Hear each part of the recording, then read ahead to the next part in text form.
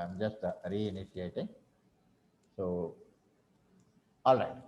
Uh, I'll just start a little from the beginning, just to make the record also meaningful. So we are now writing a program called stats program, which is going to read a number of items and print the statistical information about the sum of all the numbers, average of all the numbers, and how many items are entered, what is the maximum value, and what is the minimum value. So essentially, you can actually create arrays in Java language only by using the operator called new operator or new keyword. There is a keyword called new, using which you can create an object. Objects can be created in Java by using new keyword or operator. Arrays are objects. So that's the reason why you have to create only by using new followed by all this.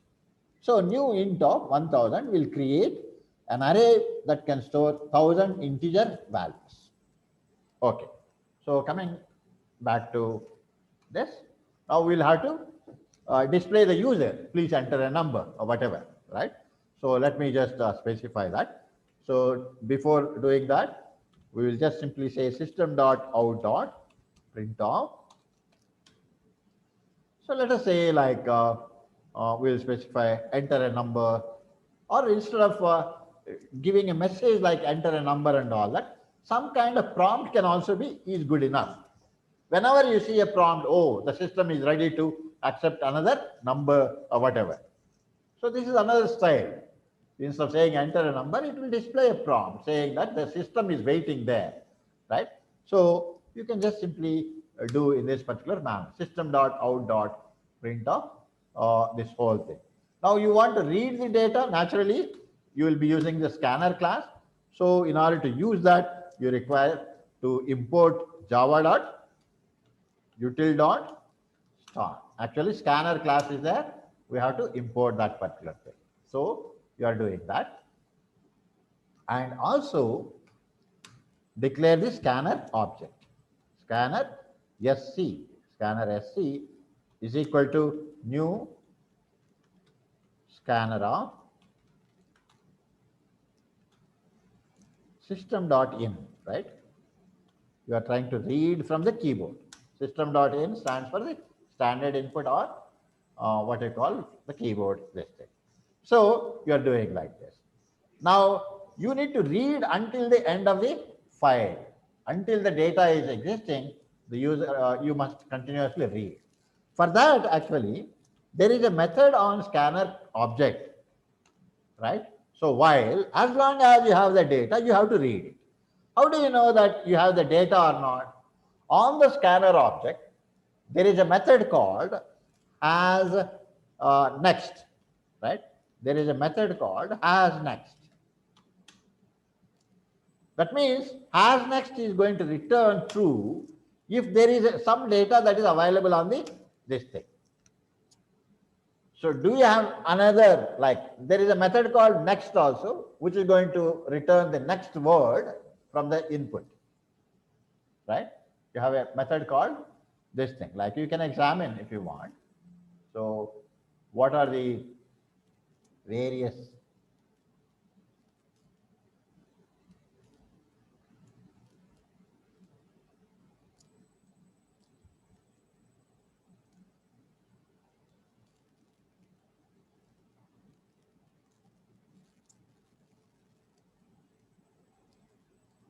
okay. So here, what is that we are interested? Scanner methods, right? What are the methods available on scanner methods in Java? You can take a look into this. W3 schools. So many other people also will give you. That's not an issue at all. You can very easily see here new scanner of system.in and then trying to go into. But these are the actual important methods. You have something called next double method, next float, next int, next line, next long, next start, next boolean. There is also a method called next also, in fact. So these are the methods by which you can read the data from the standard input. But do you have any mechanism by which you can get to know whether do you have any data available? Only when there is a data you want to read, right? So you have some more methods like that. So probably this fellow is might be giving or may not be giving. So it's not an exhaustive list, only limited things only he has given here. But we should be able to go a little complete list kind of thing. Java T point, let us see by any chance.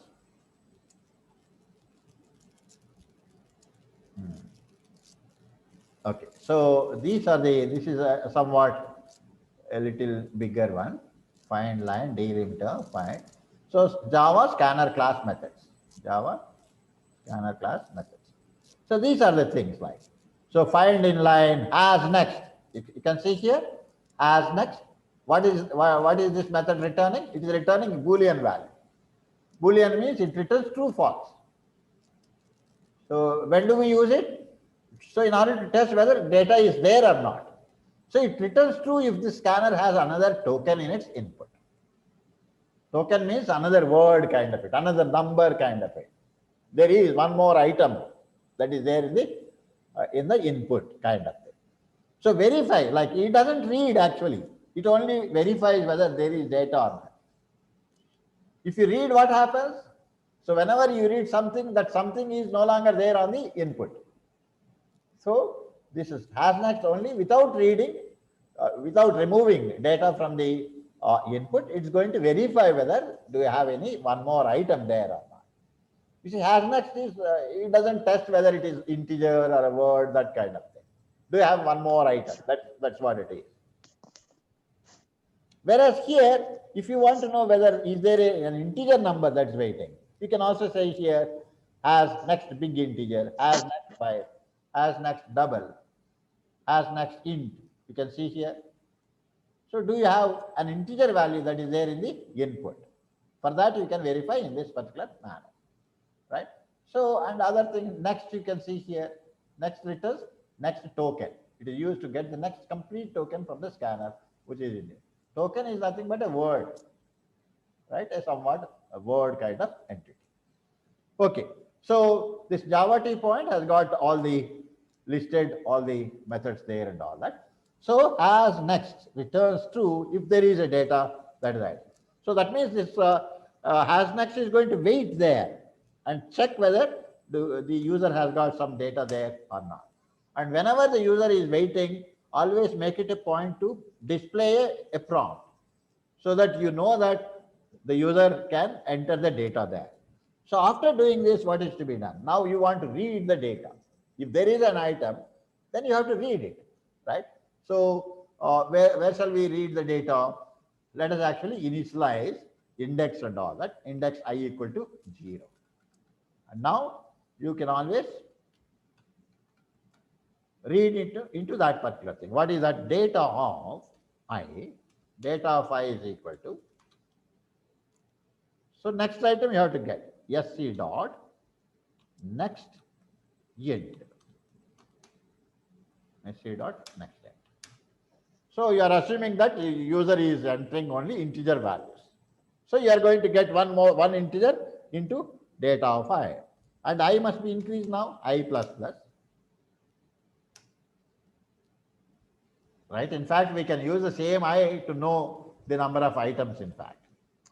But if you want to like make it different, distinct, what it is, separate from n value and all that, that also you can maintain n equal to 0 here.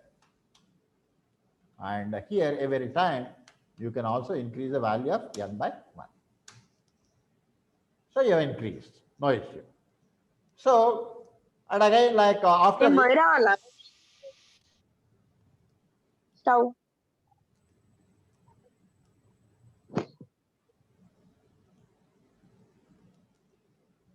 all of you are requested to mute your mics, please.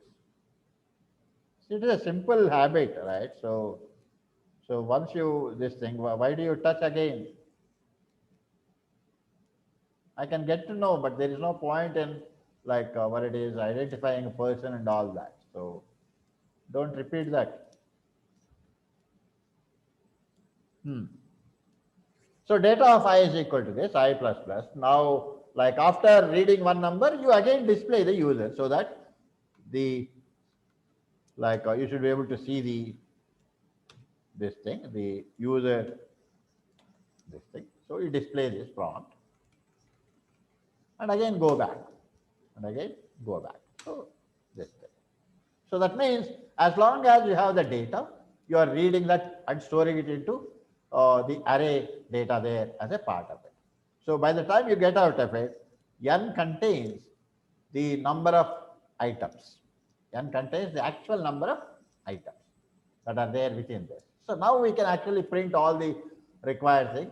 Maximum, minimum, you cannot, like for the timing. Maybe we can have a loop here, go through that particular thing and all that. We should be able to do that. So, for example, how to print, how to know maximum and minimum value. So we can say max equal to begin with, data of 0. We always assume that at least one item is going to be entered by the user. So max equal to data of 0. You assume that that itself is the, similarly minimum also is data of 0, right? You can say that. Now you can run through a loop and then update max as well as minimum, right? So you can have for I equal to 0, I less than, strictly less than n, now I plus plus. 0 to n is not included. So that's okay now. But 0th one is already taken care. So that means you have to only do right from 1 onwards. 0th one is already taken care and stored in mx and mn. Now, if what?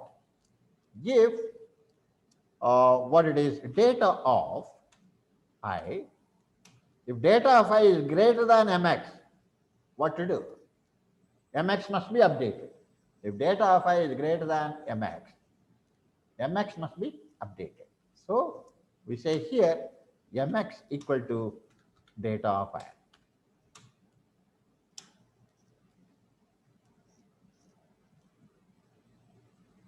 So else data of I must be less than this thing. So we can say else if. So do we have else if like this?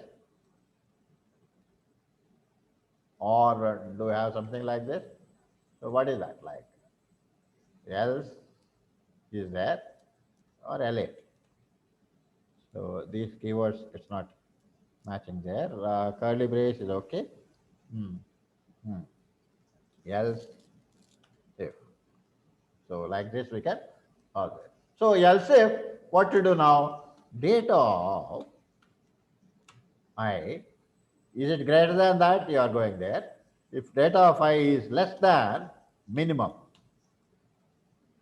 if it is less than minimum, what to do? So minimum must be updated. Minimum must be updated. Mn equal to data of I. If it is greater, it goes there. So if it is greater, it doesn't come into else part. It doesn't come into else part. So let us assume like, so you are doing right up to this, but I is already being updated, no issue. So curly brace closes. So after doing this, now you want to display the result now. You want to display the results, ultimately system dot out dot printf number of items entered, right? Items entered.